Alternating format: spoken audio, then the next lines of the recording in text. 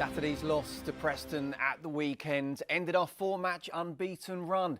Now, there has been a really good start to the season, though, back in the Sky Bet Championship, and we have lots coming up on today's show as we head towards the October international break. We will look back at that unbeaten September for the Addicks. We'll review Saturday's loss at Preston North End. And we'll look ahead to the rest of October with some big games for the Addicks. Well, delighted to say we are back here, back inside the valley, not on the gantry. Liz, are we okay with this? Are you not refusing to do it? Are you feeling safe, all right? Listen, I'm more than happy and comfortable where we are right now, opposed to where we was last time. So just happy to be on solid ground and to be sitting down in a nice warm room. So he was quite happy for me to have no backdrop that could have fallen back. But he was concerned about this 8-inch drop here, weren't you, Kev? Well, he was really worried, wasn't he? yeah, Genuinely worried. Have you just got that? I thought he was mucking about for a little while. It's when the thunder kicked in and the lightning. Yeah, we probably picked a bad day for it as well. Yeah. Coach, you and I got to be careful falling off here down the side, but we've got a bit of duct tape there to sort it. And you're looking, the hairs looks good as well, so there's no wind to worry about like last time as well. Me and you going out a little bit later as well. Yeah. Looking forward to it. It should be good for sure. Now, since we were last together, you two and I couldn't make it, unfortunately. I don't know if Liz was invited, in fact, to our Grennan house. Well, you don't fish and you don't play golf. So I wasn't invited. That's it. Well, we do want to say thank you very much, though, don't we, to Alan Ryder of RSK for the invite and for going up. How was it? How was the golf? Lovely, how was the fishing? How was the drinking? Very superb. good. The accommodation. Yeah, it was absolutely magnificent. The food, the drink. And, Alan, true to previous years, come down to the board meeting in his dressing gown and pyjamas. Yeah. He does that, doesn't he? Yeah. We had a sing-off at the end, didn't we? So there was Cardiff Blues were there, and we were representing obviously Charlton. And Alan done a sing-off. Go over to the footballers if you want to get behind them and sing with them. Go to the rugby boys if you want to sing behind them. And they went first. The rugby boys. Oh, and they did the anthem, national anthem. Yeah. Oh, we just game that over. was it. We done it. Game over. But we was having You a go straight up to the room. conversation. superb. One of the Cardiff boys is an ex-Lion, Rhys Williams, wasn't he? Yeah. So we was having a conversation, and one of them said to Brownie, you ain't saying too much about rugby. He went, I can't stand the game when the ball keeps going backwards. And they went, have you seen the Premier League lately? That's all that happens. The ball just goes backwards. And just a quick one on that as well. There were some speeches. How did they go? No, not particularly great, mate. No, thrown under the bus. We got told half an hour before. Right, up you go. Crack on. Say what you need to say. What did you have to talk about? Well, I had to do an ex-players piece, which started off strong. Then Ended quite That was quite Gavin's quickly. fault. That was Gavin's fault. Yeah, it's Gav, yeah. That's Gav all down. I wouldn't mind, but he droned on for 40 minutes as well. So he left us sitting there with sweaty palms for ages. Yeah. Okay. He's only I'm the glad I chairman. missed it now. Gav's only the chairman. Well, no, it's 4 minutes of pain for 3 really good days. It's But we love doable. you, Mr. Chairman, still. No, that was naughty. What he did there was naughty. Good month, though, for you, Liz? Yeah, can't complain. It's another month of watching my family play football, driving around, eating, going to the gym, living my life, living my best life. So yeah, can't complain. Good. Can't complain. Well, the sun is shining at the moment, so we mustn't complain, mustn't we? And we're here. And let's go back and have a look at the month of September then, shall we? And we start off with a game at Millwall. And I was here, Brownie. We actually played really well in the first half, didn't we? And we should have won. But first, talk us through the Sonny Carey goal. Yeah, I mean, I think there's obviously a super bit of anticipation where the ball clears out and you're looking for the second phase, aren't you? Protect the edge of the box, anything's cleared out, can you keep the pressure on? Well, not only has he done that, he's anticipated, got there first touch, has cushioned it in front of himself for that strike at goal, and it goes for a melee of bodies and into the back of the net and delirium, and it was more than we deserved. It was exactly what we deserved, not more than we deserved, it was exactly what we deserved at that point. We were on top. And actually, it's such a shame because I couldn't see Millwall scoring on the day. And it was a shame that the sending off came. But yeah, it's a wonderful strike from Sonny. Curbs, Kane Ramsey's obviously been brilliant for us, but that sending off did change it, didn't it? Of course it did. And, you're sitting there and the Millwall player's actually going across the field, going away from the goal. And, I think if he could have his time again, he wouldn't have made the challenge. And he was having such a good game as well. But the guy he was playing against was probably their best player, and and it was mad, really. And I don't think he'll ever do it again. No. How would he reacted if that was you? He wouldn't have been happy. He wouldn't have been happy. But I've got to say, it's one of those ones where he made a really good first challenge, didn't he? And the ball could have gone anywhere. It popped up back in the field. And actually, when you're on a booking, you just got to, So it is a learning curve. It was a mistake, but hopefully, like Curb says, that's your one time. The pressure of that and the aftermath of that means you'll be a bit more careful. If you, as a manager, you're a little bit concerned when a player gets booked, then he's coming off, isn't he? You know, you've seen it happen week in, week out in the Premier League. I think it happened yesterday. A player had been booked and, they brought him off in case he got sent off. And, it's a big problem. So, as a defender especially, you can't make that change. Now, if he was going for goal, about to shoot, then you can understand it, and it's a learning curve for him. Liz, we know you wanted Millwall to win. Seriously, what did you make of the game? Yeah, I thought it was a good game, and as Brownie said, I felt we were on top for the majority of the game. When we had a man sent off, it sort of evened it out. I still didn't think we could concede. Going back on to the sending off, I think it was a really good battle between those two. As Curb said, that was their best player, and I felt we dealt with him really well. Up until that moment, it was a really good battle. I don't think the manager would want to take him off, to be fair, even if he was on a yellow, because he was really exploiting that part of the pitch, and I think you want to leave your best player on in those moments. But yeah, as Brownie said, it's a silly mistake. He won't make it again, but I thought we battled really well that day. I thought we battled really well. They were a big team, aggressive team. We stood up to that. We got the goal, and they never looked like scoring, apart from obviously with the sending off. And Alex Neil said that's the angriest he's ever been as Millwall manager at half-time, so it showed how well we did play. Still not beaten Millwall again, but hopefully we will later on in the season. So for Millwall, it was to Bramall Lane. Yeah. And that goal as well, late as it came, deserved? Yeah, over the 90 minutes for sure. I tell you what, they did really well as an away side. They subdued the home support, which was above 30,000 because of the return of Chrissy Wilder. We were expecting a much better performance from Sheffield United, but I'm going to put that down to how we were. We were magnificent out of possession. We didn't give them anything really. They had a couple of moments in the second half quite early where they had a couple of opportunities and there was a good block well made. But other than that, I thought the performance warranted the 1-0 win. But this touch here that Bree makes to cut back from right to left and then find that pass across to Lafay was outstanding. I personally have asked Miles to be stronger up against centre halves. This is what you want to see from Miles. Look at that, holding off with one arm, flicking on the other. Nibs backs it up with support, but that first touch there is outstanding. And it was a really good win, Liz, wasn't it? Because it was an absolute potential banana skin of a game with Sheffield having their Messiah back. Yeah, I was quite worried about this game. As soon as you hear he's come back in for this game, you expect immediate reaction from his players and also the fans leading up to the game. And I think, as Brownie said, I think we limited them to shots on goal. But I think, apart from QPR, I don't think we've been opening up many games that I've watched. We seem to be on top. We seem to be quite aggressive. We don't give up chances. And with the strikers that we have in our squad, I know they're not all scoring at the moment, but at any moment we could get a goal as long as we're keeping those clean sheets and keeping attackers at bay. And comes another example of Nathan using the bench. Yeah. Obviously, you're allowed to use a lot more now than you could back in the day. But how have things changed for you in terms of those options? Well, yeah, I think that you see managers now that if you're winning, they can change the whole shape of the side by 3 or 4 subs, and vice versa. If you're losing, you can be attack-minded.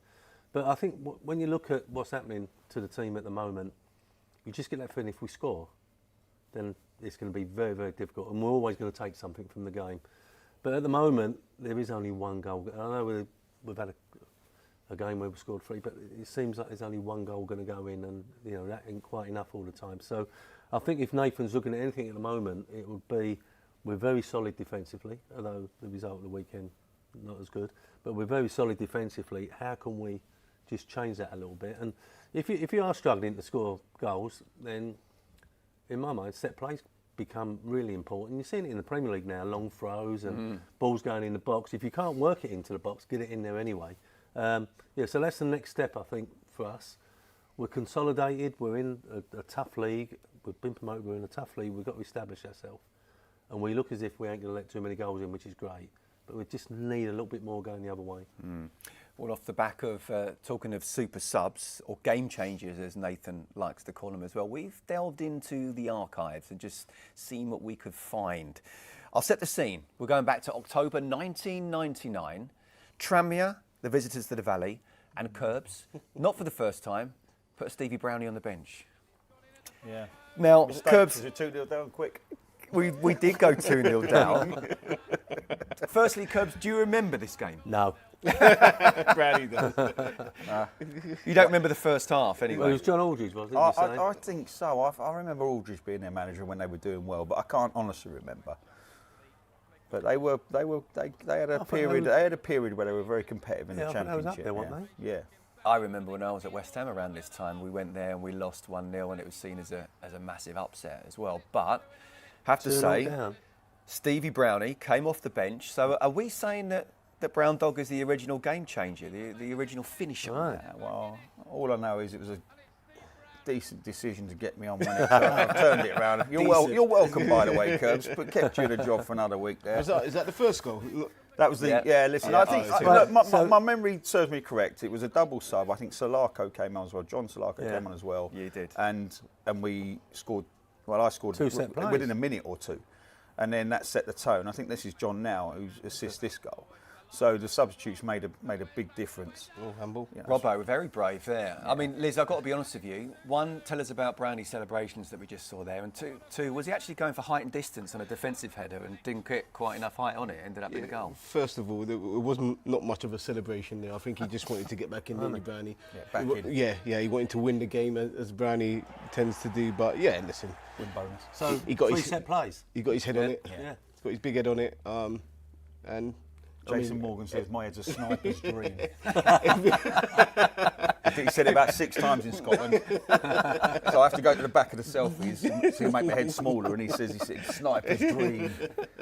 But you see the importance of set plays. Set plays and the bench. And the substitutions. bench. Yeah. Well done to the manager, isn't it? I suppose Brownie was warming up in front of me. Brownie, get out of the way, I can't see the game. Listen, I'm on £300 appearance here. I got left out the next game. Can I ask you a question? Why would you put Brownie on 2-0 down? Whoa. No, it's a question to the gaffer. You're kidding me. No, we probably went 3 at the back or done something. It's done something. I tell you what, I went on for losing. Luton. Yeah, the winger. So there's no way I went right midfield, that's for sure. You come on for Lutz? But I think so, yeah. You must. Yeah. You remember everything. You must. Might Well, have been when I score and Must have win been us an the injury. game, Could have been basically. an injury or It's something. about 1,000 games of Curves to remember, but he remembers every Didn't game remember we that he played scored. in. Tranmere in the championship. You sure? I did think that as well, to be honest. OK, back to present day. And let's have a look at the goal of the month, shall we? Of course, remember, if it's 1-1-1, then I get the final vote. I don't know, I'm guessing here, that maybe we may have 2 or even 3, first time a unanimous one. But let's take a look.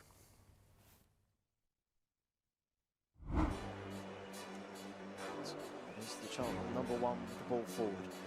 Lieber, Nibs flicks it on. Bree first to it, lovely first touch for Bree. Inside looking for Alafe with a shot! Alafe scores!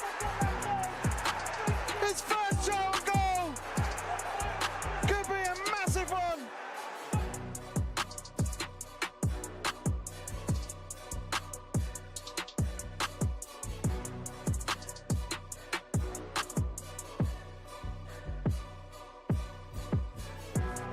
Sends it long, quickly up towards Kelman. And brilliant touch and takedown from Kelman, and finds Campbell to his left. Campbell with space into the penalty area on the left-hand side, looking for options now.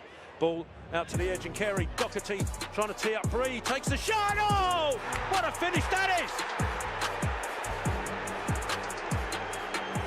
Outstanding strike from James Bree.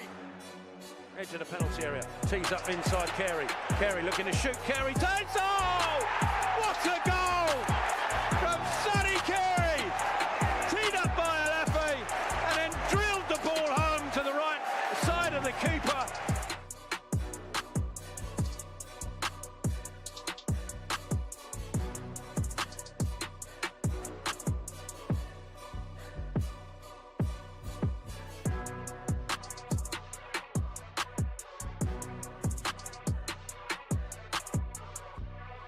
Swings it in, decent looking delivery, Bender palms it only as far as Carey, controls Carey with the shot! He's got it!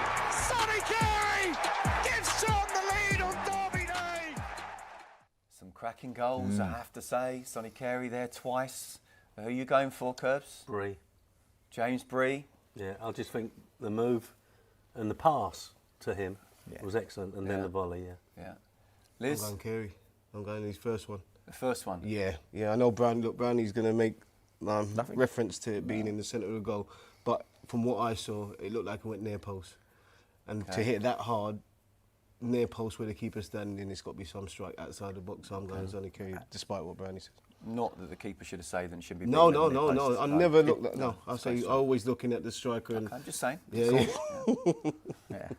No, it is a good strike. Oh, no, I'm going Bree all day long. Yeah, the first touch, the 2-1 touch passes, the set, and then the left foot pass from Doherty across into Bree, and then the volley itself, top corner, goal of the month. Can we have a look at it one more time? It looks like James Bree is having the goal of the month. Go on, Brownie, you talked through it well. Listen, that touch there. I mean, I've got to question Clark, the centre half. I mean, he's basically on the goal line, but it's still a wonderful touch from Kelman.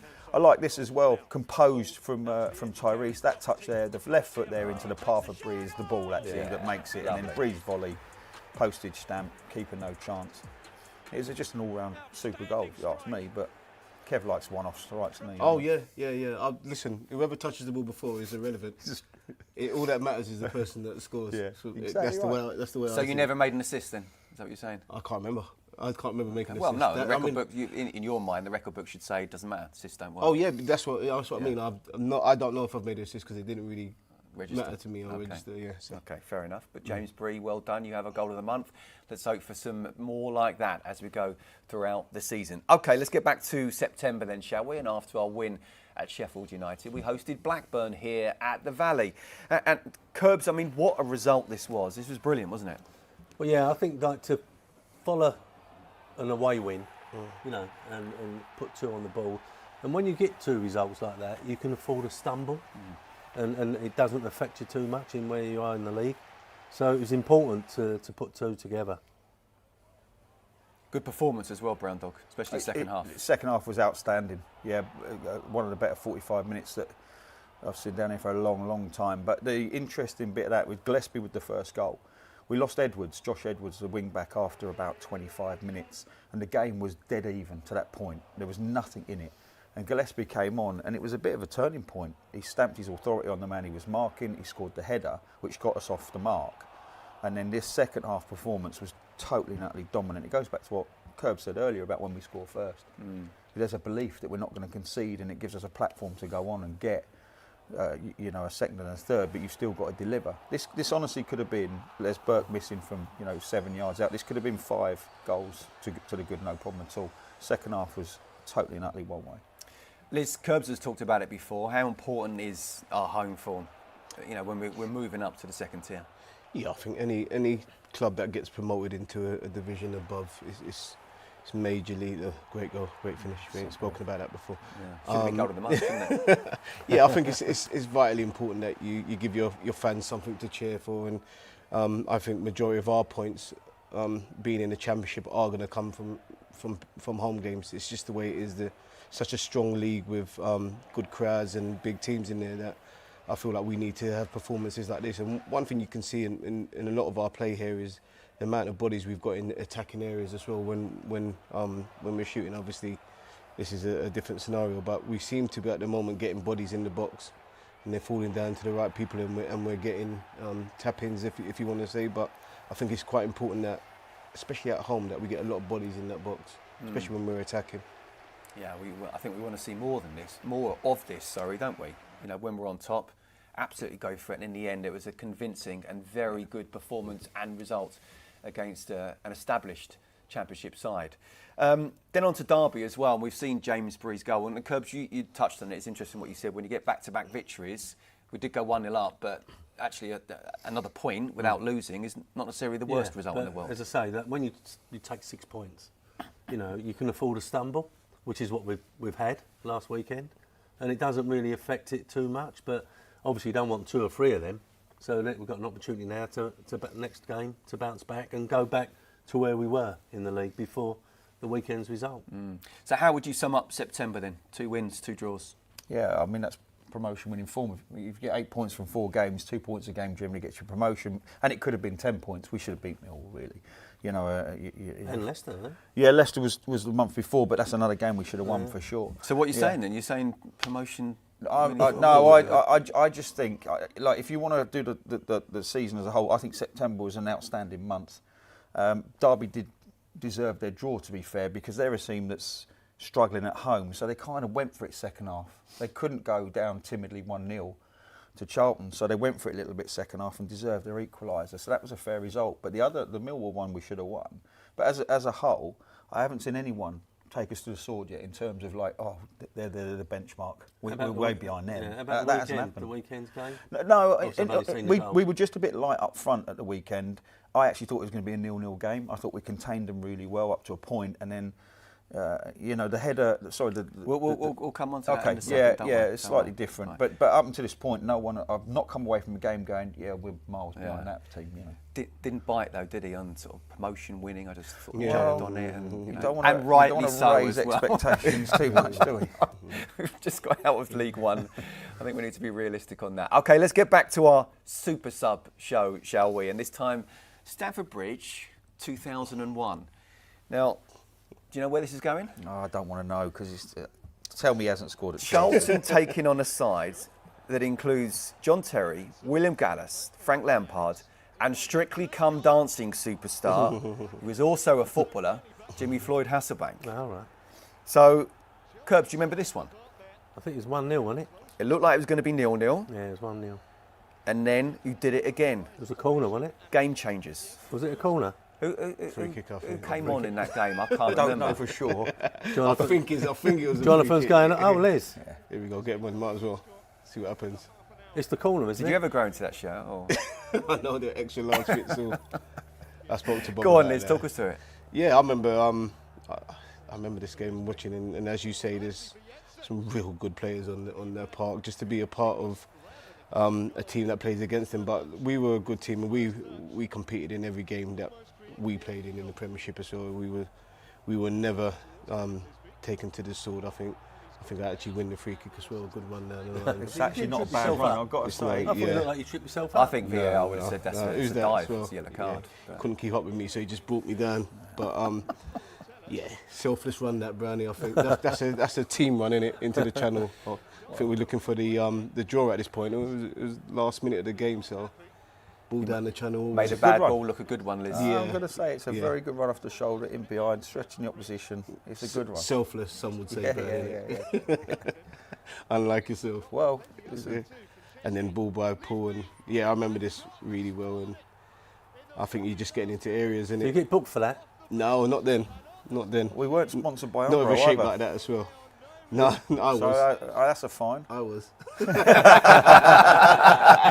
after that. I actually was sponsored by Amro, that's the top came off quick. But yeah, I don't think Chelsea had lost at home for a while.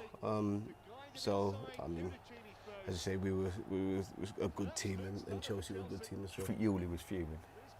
What? Because He's nodding at enemy. Nah, mate. You only got enough goals that season, man. Jesus, you can let me have one. But yeah, I remember this really good day. I went out after with all the Charlton and Chelsea boys, and I actually bought. Did you go out? Yeah. Bought around, after this, isn't it? Windmill, It's definitely seen this month, isn't it? That would have been an expensive round then. Yeah, John Terry Those was boys. full tune, so them two Yeah. alone can drink, and I had my water.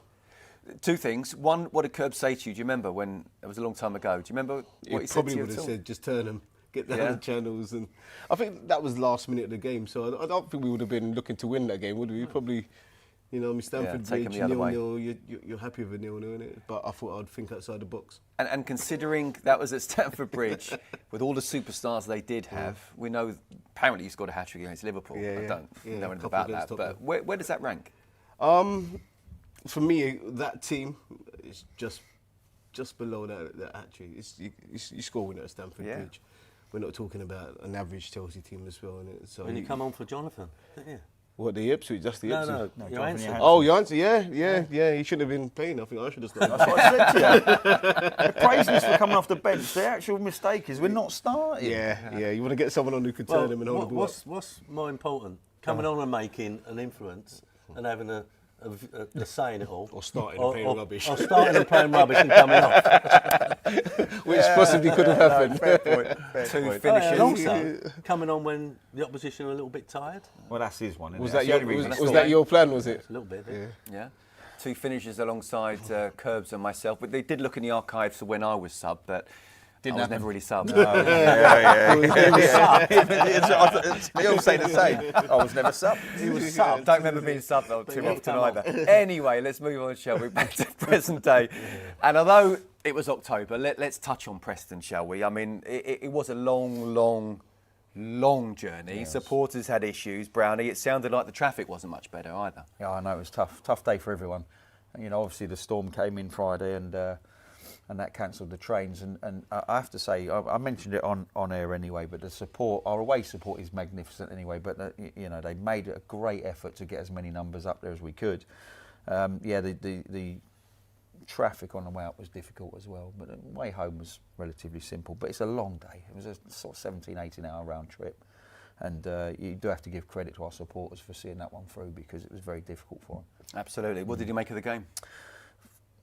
Even again, it was really tight, and I think it's synonymous with Championship. I did QPR Oxford last week as well. Nothing in it.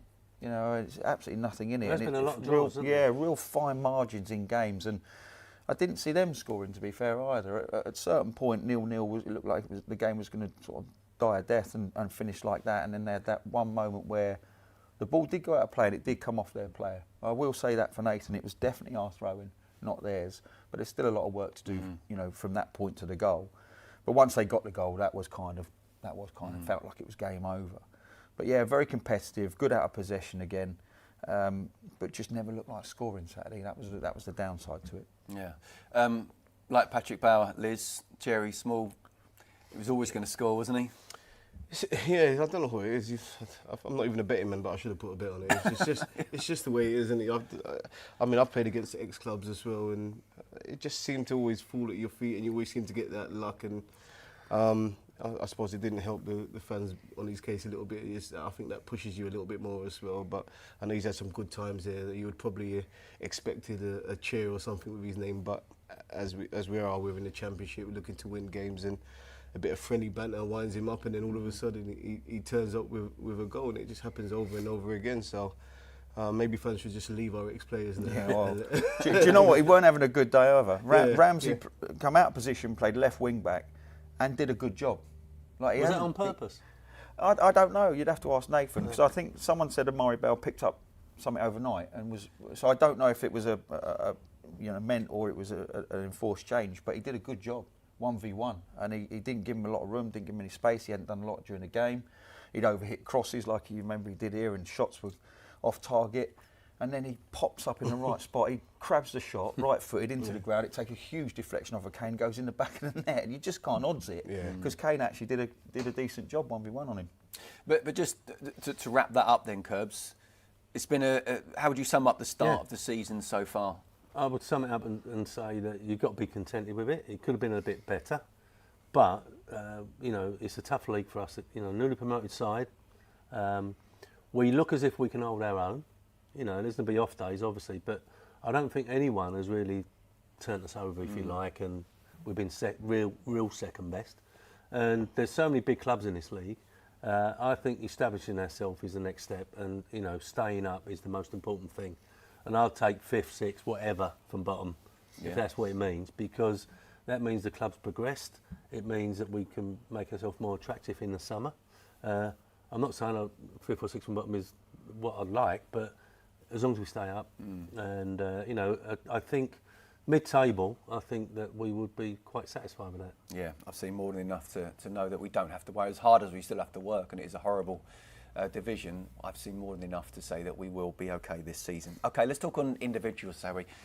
Sonny Carey had an excellent September, 2 very good goals. James Bree, 2 goals, 2 assists. But we're going to focus on midfielders here, Greg Docherty and Connor Coventry. And let's start with our captain then, shall we? And Brownie, he's done a really good job stepping up, hasn't he? Yeah, I think he's been in excellent form, actually. And I've said this a few times, it goes unnoticed. The drive that he has from that midfield position. He can play alongside Coventry when we're under a bit of pressure, but when we're on top of a game, he is right up the other end of the pitch, pressurising. He goes toe-to-toe with the opposition player and gets a lot of nicks, 30 yards in from goal, that sets off a lot of our sort of counter-attacks, our counters from our press high up the pitch. He's got a good engine, one of the best engines in the team, and doesn't mind a little challenge here and there either. I think the Championship suits his play much better than League One does. So that's just my own personal opinion on him, but he has stepped up to the plate this year. I think he's in good form. As the midfielder on the panel, he's a leader as well as a player, isn't he? When you win promotion and you step up a league, I mean, a lot of managers ask me about, stepping up from the Championship to the Premier League. What's the big difference? And I would say, well, possibly your quickest player will be halfway in an established Premier League team. And the thing about Doherty, he's got that pace. He's got that pace over 10 yards, 15 yards, that he can stop stuff, he can intercept, he can turn a dangerous situation into our favour. And that's what I like about him, that he's not afraid to put his foot in. I think he wouldn't mind being let off the leash a little bit, because I think he's better than just like dogging around and getting the ball back. But I think he just epitomises where we're at the moment, 100%, and week in, week out. And as long as the team win, he's happy. It ain't all about him and etc. So I like him. I like the midfield actually, because Coventry's come in, and it was a big thing, I think, him signing for us. I understand he was on loan, and then it was suddenly an opportunity to be made permanent, and he wanted to do it, and that's a great thing as well. So yeah, I like our midfield. I'd like to see 1 or 2 goals coming from it, because we are having it a little bit tough in terms of scoring and having a main goal scorer at the moment. So if you can chip in from elsewhere. So I'd like to see 1 or 2 more goals from the midfield. Carey obviously is the main man, but the other 2 are capable. Let's talk about Connor then. Les, he's been here, 18 months now, and there's a real consistency about him now, isn't there? Yeah, he's really good in the ball. I think he's one of those players that I think championships are a really difficult league. You want, especially away from home, you want characters, you want people who are comfortable on the ball, you want people who are going to run in behind. And for me, every time I've seen him play, he's one of those that you'd want on your team, especially when you're going to places like Preston and you're going to places like Derby as well on those cold, windy nights. He's one of those players for me that you appreciate, and maybe the fans don't appreciate as much as you would do, especially as a striker. But he's one of those players, for me, you'd want in and around those sort of games and in the club when we're looking to stay up. Complement each other nicely. Yeah, 2 good characters as well. I think that's important. They sit in front of that back 4 when they need to, and they sort of gel together quite nicely. I think with Connor, he's quite a quiet lad off the pitch. From the sort of 1 or 2 moments I've had having a chat with him, but he's an intelligent player. He picks the right pass, he takes a touch when he can, he moves it on quickly when he has to, and he knows where his out ball is when he's under a bit of pressure.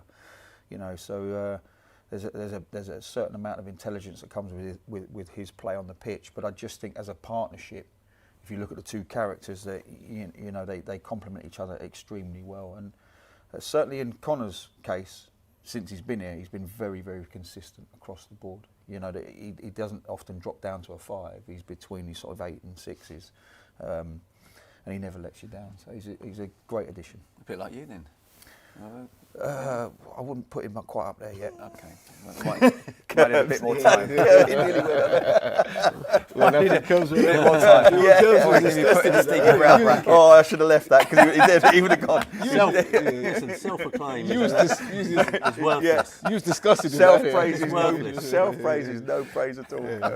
He was disgusted because of that. Yeah. I thought his chair was going to go. I should have left that hanging. Well, just thought I'd throw it out there. Let's talk about James Bree then. 2 goals, 2 assists as well. I mean, when I heard that we had a chance of getting him, this is a player who, not that long ago was top ends Championship. So if he can get anywhere near that, I think it's an absolutely great signing. Yeah, look, I mean, we needed to bring in a bit of support in that position. Apter's done a great job, but I think Nathan wanted the ability to have a more defensive-minded player there if he needed it. Where Apter is a slightly more attacking, more offensive player, and Bree's coming aside and actually has got 2 goals, 2 assists. So the bit you think, right, let's bring him in because he's 6 foot, he's a decent size, he's got a great engine, and he's looked brilliant going forward. But I just think it's a wonderful bit of business in terms of needing cover and having 2 options for every spot. Do I think he could become a permanent in January? It's a big ask. It's coming from Southampton. Don't know what the wages are, but you've got to think they're quite large. Interesting because I understand that Nathan's not that keen on loan deals and like making other players better for another club, if you like. But you know, when you bring in someone that you know, and he obviously knows him from Southampton, and you know what you're getting, then it's not a problem, is it? You know. No. At least, how difficult is it to join a club right at the end of August? Yeah. Did you ever do that before? Yeah, I was on loan a few times. But yeah, I think it always depends on the character in it, and also the team that you're going into as well, and are they welcome and do they appreciate your talents as a player? So look, we've got a good group of boys here, so I'm sure that the aim is to stay up and do well, and anyone that can come into the team and the squad and improve it and fits in well with the squad as well. I'm sure how he is as a human being is going to be quite important, especially that I'm coming in a bit late. So scoring 2 goals and assisting 2 also warms you up to your teammate. The fact that he probably assisted 2 is probably bigger than actually scoring 2, because it shows. I thought it didn't count. Huh? I thought it didn't count. For him. Right, okay. Not a striker. He's not. Is he a striker? No, he's not. Is he? No. But no, you're right. You know what I mean? You're right. As a You're player absolutely coming right. into a He's club. getting like a QC, isn't he? He's like, Yeah. remember what you said earlier. Just I know. waiting He's for you- downloaded it, isn't he? No, he's Yeah. waiting for you to trip yourself up. And then Oh got- yeah. I've I'm worked just with saying- Scotty long enough now. I know what's coming. Mischievous he's being today. Yeah, I just wanted to know I listen. Minto. A lot of people We know don't you listen. We know you listen, Scotty. Yeah, I just think, I mean, when you come into a club in that period of time and you don't have that pre-season together, it's really important that you show your worth and you gel quite quickly. For the record, I'd much rather have gone past a player, whipped the ball in, for you to have headed it than me to have headed it at the far post. I don't know if you were like. Seen it, Di Canio. Well, yeah. I'm not talking specifically though about me. I just mean I'd rather make an assist than score Would a you? goal. Yeah. Would you? No. Thunderbolt, 40 yards. Loved it. I've never understood I that. hardly scored any. No. Go past a couple of players, whip a great ball in, and you're just at the far post tapping it in. Yeah, you Go prefer past a couple of play players. you prefer that than just to Yeah, be at the absolutely. back post and head of someone. Absolutely. Yeah? Should we just move on? Yeah, let's move. We'll Goes finish that off. Is that We'll finish enough? that off later. Is We'll that finish enough? that off in the oak. Yeah. I'm disgusted with that. Okay, now as we discussed it last month, and the good results have just added to the feel-good factor around the club, the attendance for the game at Millwall was the highest attendance game between the two sides in more than 50 years. Our win against Blackburn was in front of more than 19,000. And our upcoming fixture against Sheffield Wednesday is expected to be another bumper attendance here at the Valley. Curbs, how much are we enjoying this feel-good factor being back at the club? Because we went, 3 years doing Charlton TV, and it was a tough watch, wasn't it? But we said it quite a few times. The Championship now is like a Premier League 2. I know it doesn't want to be called that, but there's so many ex-Premier League clubs in there. And week in, week out, you're going to top stadiums, nice pitches, big crowds. You know, when we was perhaps playing and you was in the Championship, you'd be going to places where they only get 4,000 or 5,000. The dressing rooms are like terrible, the pitch is terrible. But we've got a situation now in the Championship where, as I say, you could quite easily call it a Premier League 2. And it must be great for the players to turn up and play on pitches like this and stadiums like this and crowds. So, yeah, I think that every week we're going to get an ex-Premier League club coming here every other week and hopefully they fill that end. And if we can keep producing the results, the atmosphere, it makes a massive, as you know, it makes a massive difference when this place is like nearly full. Yeah, I mean, that's the thing, isn't it? It's not just sort of winning games and obviously jumping a division, but you're playing against big name teams, even if they're in the second tier. Yeah, and I think we would have got, obviously, we filled the Jimmy Seed end with the Millwall game and previous games to that. The reason we didn't, excel 20,000 against Blackburn was they only bought about 1,500. If they filled the Jimmy Seed, we're over 20,000 again. But yeah, I think there's a feel-good factor as well, Scotty, that has to be, spoken about in terms of ownership and 10.5 million spent on transfers. That all makes a big difference when you're a supporter. If you see an ownership actually backing the club and trying to do the right thing, we've had a bit of a lean spell in that department in terms of You know, we've had one owner try and pop a bit of money in, but it was probably advised. But this ownership group is putting almost 11 for transfers. You've seen the improvements out in the stadium itself. The pitch is looking, I mean, if you turn around, it's absolutely first class. So when you pile all that in with a promotion and a feel-good factor in terms of playing Championship big clubs, ex-Premier League clubs, I think all that's in the melting pot. I think it's a really good point. It starts from the top and then drips down. OK, now, speaking of a feel-good factor, Charlton women are top of the WSL2 after yesterday's away win at Sunderland. These are the goals from yesterday. First up, great strike from Jodie Hutton. And that could well be in the October goal of the month. And Brownie, a couple of promotion spots. Makes it very interesting this season, doesn't it? I think it's a good move, what they've done in the women's game. And they have made that a WSL2, you know, which I think they had to do. It's growing every year. And I think it's a little bit unfair that only one went up. And it's a challenge for that team that went up because they're miles behind the ones already up in the WSL. So I think it's right and fair and proper that they've made that 2 spots. And Charlton have given themselves a great platform to go on. And we've been there or thereabouts the last few seasons, so hopefully this is the one. How do you feel Karen Hills is doing this season, Curbs? I mean, it's difficult to push up there all the time, isn't it? Once again, like, it's a different situation, a bigger challenge, but you know, as you know, I have a vote on the women's football in terms of manager of the month and goal of the month, etc., for the 2 leagues. And whenever I have to vote, goal of the month as well. Yeah, whenever I have to goal of the month, player of the month, and manager of the month. So whenever I have to vote, and it looks like Cameron's got a chance, I have to underline it and say this isn't favouritism. Well, Karen's table toppers are back at the Valley on Sunday. Get there if you can. The tickets are now at booking.cafc.co.uk. Now, Charlton have had some famous fans over the years, and Bjorn Borg talked about his support for the club in his recent book. And in September, though, we saw another big name with a Charlton shirt. That's the best there is, the best there was, and the best there will ever be. Bret Hart. Brownie, I understand you're more than a bit of a fan. I don't know why he said a bit of a... I said that phrase in the car on the way home Saturday night because it's a long journey back from Preston. This came up, and I happened to say, when I went on holiday, I bought his autobiography and I read it, and it was very, very good. And it talked about his career and the stitch up, and he had a stroke and how he was recovering from the stroke, and it was a very, very good book. You know, because I don't do anything football in terms of reading. I don't watch any documentaries on football. I don't read any football books, but I read that one. It was fascinating, and from that we've got to hear. Yeah, right? I don't know too much about the guy, but his book was fascinating, and you know, obviously he was very, very good at what he did. Okay, well, we welcome the excellence of execution to the Charlton family. Okay, from one legend to another, let's talk Mark Kinsella now, shall we? The former Charlton captain will be back at the Valley for their game against Sheffield Wednesday. And let's take a look at some of his best moments and talk us through Kins as a player and a captain. Curbs. Well, it's interesting because we had him on trial, basically. He come and had a couple of weeks with us. And I'll be honest, I was a little bit unsure. And but Keith Peacock basically kept on at it, kept on at me. We allowed him to go back. I think it was at Colchester. We allowed him to go back, and then we, eventually signed him. And it was one of the best bit of businesses we ever did.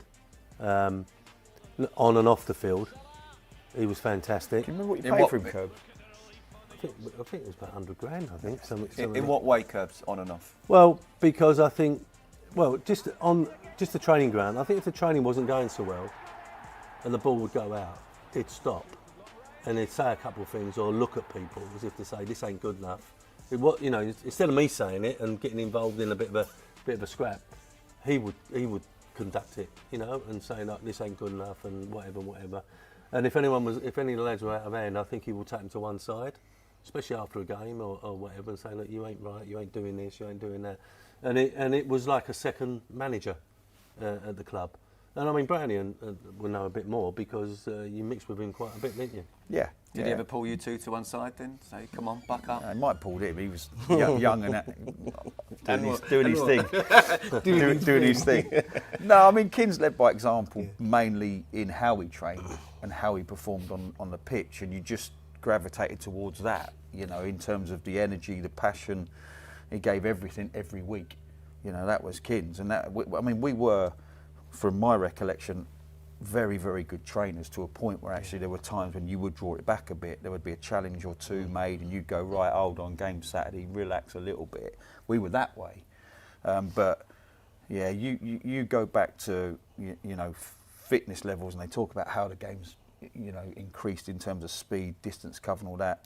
I'd be very interested to see what he covered. That guy covered every blade of grass every week. He accommodated other players like Jensen and Scotty Parker and whatever, and realised their weaknesses and applied himself so that we got the best out of them as well. You know, he could adapt. And, you know, as I say, on and off the pitch, he was the perfect captain. Yeah, well, it'll be a busy Valley that weekend against Sheffield Wednesday. He'll get a great reception and fully deserved by the sounds of it. Well, speaking of Kins, we're going to go retro here and take a look at these. 2 new Charlton retro shirts are on sale.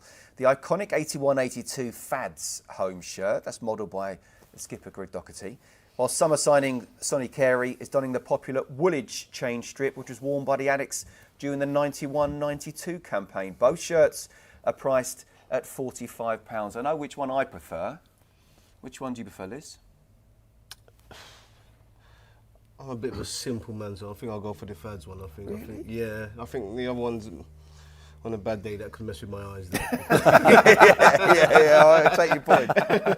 So the Fads one, nice and simple. I think you could wear that with a nice pair of jeans. Actually, if they'd have asked you to model it, you wouldn't have liked that, would you? They were up above, right, leaning back on a bit of...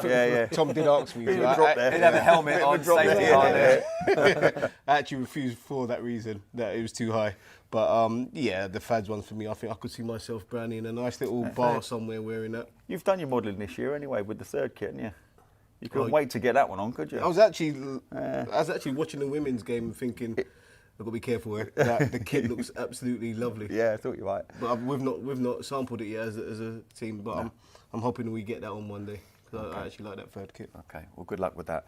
Cheers. Okay, well, a few squad updates in September for us to look back on now. First, Karoy Anderson signing a new contract with the club. Let's take a look.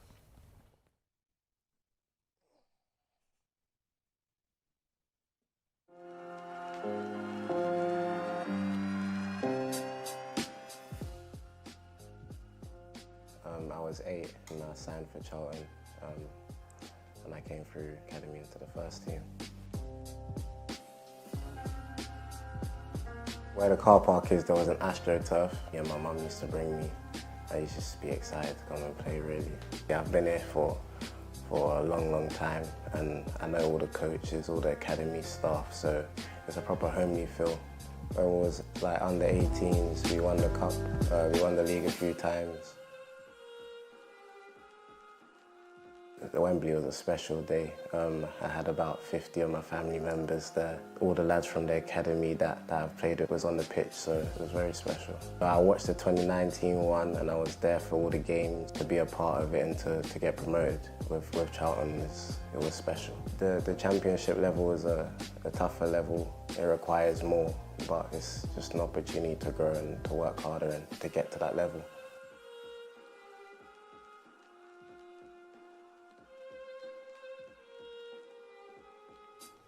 Yeah, well done, Karoy, and good luck with the contract. And Liz, it's great to see, isn't it? I mean, he turned 21 just a few days ago. I mean, it feels like it's been for a good few years. Yeah. You'll be on a testimonial soon. It's almost he's a senior pro. He was there 14. What age was he here? 8. 8. Yeah. I mean, but great to see that, wasn't it? Yeah, of course it is. Like, obviously, I wasn't here at such a young age, but I came here at 15, 16, and it felt like a massive achievement to be in the academy and then play for the first team. And you're sort of admiring these first team players, and then all of a sudden you're part of it, you're part of the history of the club. And to be 8 years old and all of a sudden be playing for the first team and be an important part of their promotion team, and I'm sure it's a wonderful occasion for him and his mum, and long may it continue. He's only 21. Yeah, I think it's great for the academy as well, because since the EPPP came in and the Cat 1s can come and take any player at any stage, and you've got a lad coming through, I think Grant Basie did the same, 9 years of age all the way through the first team. To get someone from 8 all the way into your first team without someone pinching him is incredible. Or that lad staying here and proving himself, because he hasn't been touched, and he gets all the way through 16, 17, 18s and then bursting onto the scene is testament to the academy and to Croy. Yeah, that's brilliant. We've been able to pin him down. Nice, by the way, he came into the first or looked at you as looked up to you. Brownie and wasn't one of the ones. He wasn't the one I was looking up to. No. Okay, far from it. Okay. I can't say what one. I know you can't. Elsewhere, Cuban international Onel Hernandez joined the club as well. And I remember when I was at Sky and covering Norwich regularly, and he was a key player, so it wasn't that long ago. Brownie, talk us through what he'll bring to the Addicks. Well, again, it's one of those signings. I think Nathan likes to have, cover everywhere he can, and I think the one thing we can say is we probably don't have enough in terms of, if you look at Campbell, we're forcing him into that little sort of left-sided forward area, and we don't have too many of those that can get a ball at feet, run and cause. We've got Apt to come in who's done it, and I think he's going to add that in terms of, being able to drive with the ball and attack people 1v1. But yeah, I just think it's a bit of business that Nathan's, because you can't sign anyone. So I think it's great that he's got his feelers out. He's aware of the situation, and he's swooped in when the lads had his contract paid up and made us a little bit stronger and given us another option. So, fair play, and it gives the player himself a chance to, get some minutes on a pitch, which he's been struggling to do. Yeah, now we have a lot of players out on loan, and some have made a real impact as well. What a month it's been for Daniel Kanu. 3 goals, and Walsall are on fire.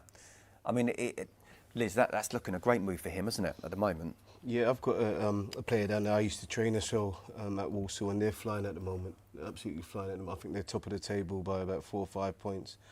Every time I watch for their results, they seem to be scoring lots of goals. He seems to be involved in it. And I think they will actually get promoted this season. I know they just missed that last season. I know they started off really well last season and sort of fell off in the last part of the season, but they've got some real good experience in that squad. They've got some people that have been in this league for a while, and obviously with him playing with these experienced people, I'm sure he'll get the game time, and he'll get better and better with every game. And yeah, I'm looking forward to watching him play. I've not seen him play live yet, but I'm looking forward to watching him play. Another player in League Two is Micah Mbek as well. And Liz, I want to ask you about him as well, because he assisted your boy at the weekend and also scored his first league goal in September. The Colchester fans seem to be absolutely loving him. What have you made of him? Yeah, I was sitting down with his agent, funny enough, on Saturday watching him, and he's a player. He's going to be a player, and he is a player already. He's hold-up play for such a young boy. I remember his first game, I wasn't quite sure, but he's come into the team now. He's got his goal, but he looks confident, and he makes a massive difference to that team. He's really dynamic. For an 18-year-old, he's unbelievably strong. He's not scared of putting himself around, and he set up my son, but I don't know if you've seen the ball. He brings it down, takes 2 people on or 1 person on, and he sort of slips it at the right side of my boy, where he doesn't really need a touch. He obviously takes a touch, but he doesn't need a touch, and it's a great finish. But look, they've got a player, we've got a player on our hands. I watched him for 90 minutes. I was supposed to watch my boy play, but I ended up watching him because of how well he played. And when he came off, the crowd loved him, and that was his best performance. And I'm sure he's going to get better and better as the weeks go on. See, I would have wanted to have done that, but then Lisbie's a Lisbie, and he would have obviously. Yeah, well, he set up my boy. Yeah, exactly, at the time, I didn't even know he passed it. I just saw my son run through, and then I looked back at the video, and it was him. Because it's great to see our young lads out there getting first-team football and progressing as well. Well, the fact that we have got a big squad, haven't we? As Brownie alluded to, Nathan likes to have strength in depth, and we've seen the benefits of that. But yeah, if they can go out on loan, and like to keep them local, so they ain't too far to go. I mean, Walsall might be a little bit of a stretch, but yeah, they're playing in decently. They're playing in front of crowds. I mean, you've got the under-21 football, etc., but it's not the same. And you're playing against men. You're playing against, and it means something, if you know what I mean. Like you want to get the result for the manager, the crowd, and your teammates. So it's a different atmosphere completely, and it can only do them some good. I'm really pleased. How many have we got out? Yeah, a lot. Yeah, we got Dixon down at Crawley, we got a Simway at Wimbledon. It's hard.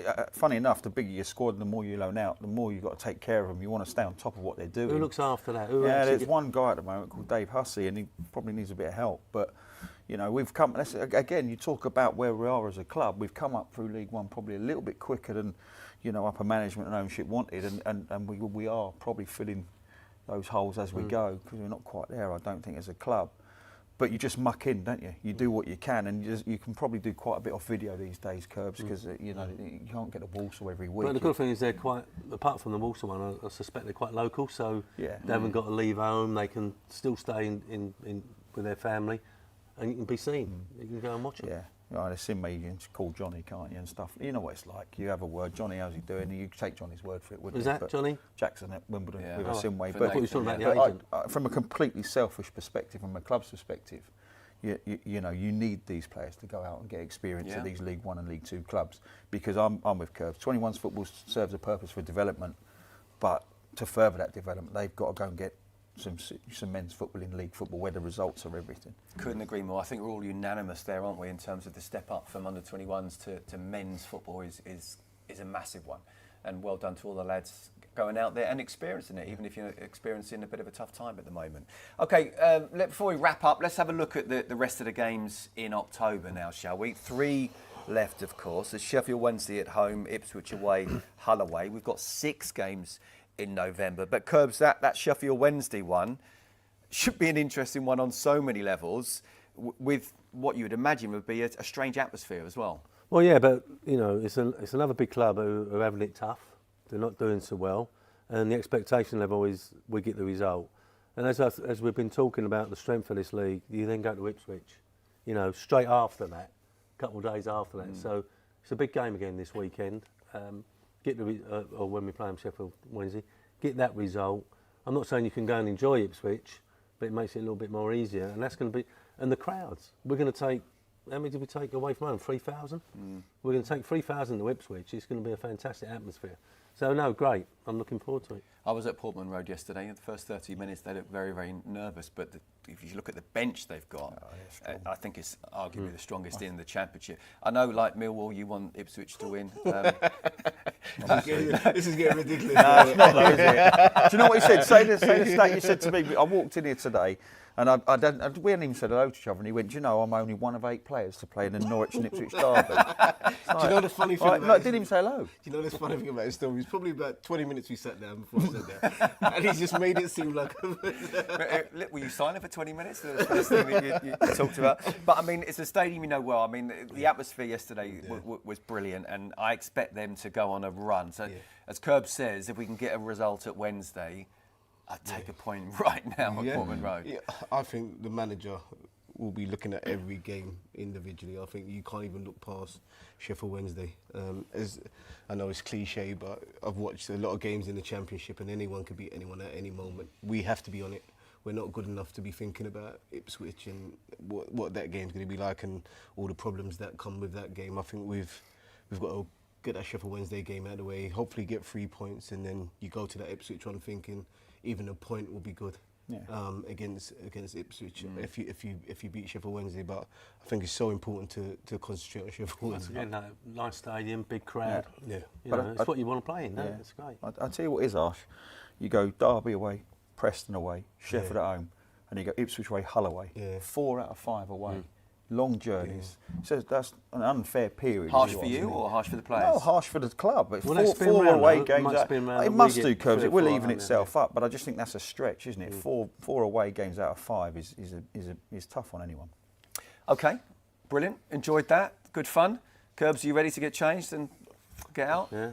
Are you not going somewhere? I didn't get invited to that either. Well, Oh, I did get invited. I did, no. yeah. Oh, My best mate's over in Australia, so because someone pulled out. bit like the Tranmere game. Pulled in at the last minute. he was offered a chance to be a finisher. He said no to that. But look, we hope you enjoy the rest of the international break. We can't wait to get back to that Sheffield Wednesday game. Fingers crossed. I think it's been a brilliant start to the season so far, considering where we've been over the last few years.